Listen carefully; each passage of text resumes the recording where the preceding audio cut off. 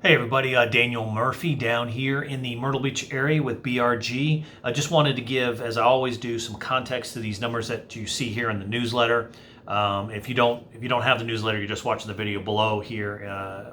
You'll see these numbers spelled out for you. And if you don't mind, if you want to get these numbers and know when they're in every single month, go ahead and hit that subscribe button, like the video. You'll make sure that you get these in your whenever they become available. So what we're going to do is we talked about these numbers last month, and I said that we would have a better idea of what impact the COVID and the lockdown and everything that was going on was going to have on the real estate market, specifically the mass losses of jobs. What would that do to our market here in Myrtle Beach? As I said, I don't think there's anybody, I'm not some soothsayer, I don't think there was anyone that didn't think that the market would be impacted negatively by everything that was going on. And we're starting to see that. Last month the numbers were bad. Nothing has changed. They're still bad this time as far as when we look at these numbers based on the same time period last year. So what we're going to look at today is going to be what I did is April and May of this year as compared to last year. We did condos and we did residential. And you'll see again, the numbers are sliding somewhat, continuing that slide. So let's look at these condo numbers. From April and May of this year as compared to last year, we had 537 less sales. I think that's a huge number. 537 less sales. Now, the only glimmer of hope I see in there is that April and May of this year, when you look at just those 2 months, they were about even in the actual number of sales. 248 last month to 289, so an additional 41 less units this month than last month, and only a $1,000 real price decrease. Now, I'm not as concerned with prices right now because 2 months is a very it's not enough of a picture to get a real idea of what the actual average price sales are. We're going to do those at the end of June. We can do a full 6 months. And we'll have 3 months of this post-virus and now with the unrest and everything that's going on to see what the numbers are. So 537 less units April and May of this year over last year. Again, big number. That's the number that concerns me the most. And on the oceanfront side, we dropped another 200 just on the oceanfront, and 18,000 in average sale price. So that's a bit concerning because that's a big drop, but it may just be a few or less of the bigger purchase ticket items. You know, the 600 and up, 600,000 and up purchases here at the beach. So again, not good, but we'll see how they look in June.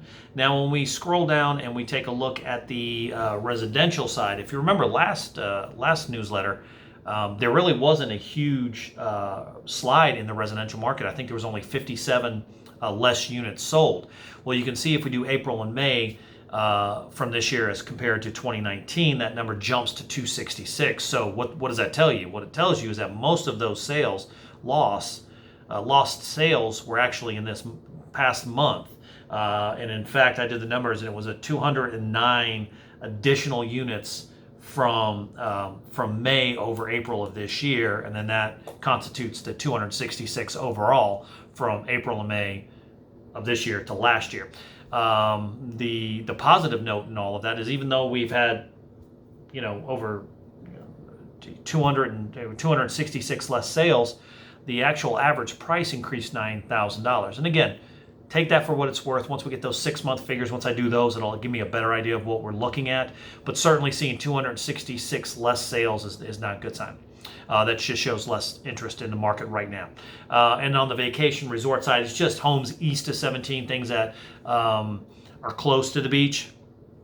47 less sales and a drop of about 42,000 in average sale price. Again, I'm not even concerned about the actual the price numbers right now. I'm looking at that 47.